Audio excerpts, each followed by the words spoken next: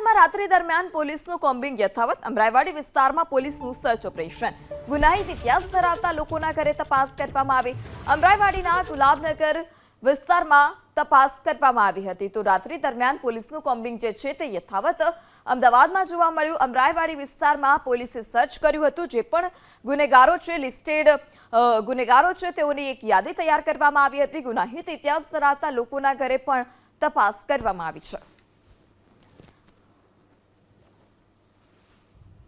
અમદાવાદમાં રાત્રિ દરમિયાન પોલીસનું કોમ્બિંગ યથાવત। અમરાઈવાડી વિસ્તારમાં પોલીસનું સર્ચ ઓપરેશન। ગુનાહિત ઇતિહાસ ધરાવતા લોકોના ઘરે તપાસ કરવામાં આવી।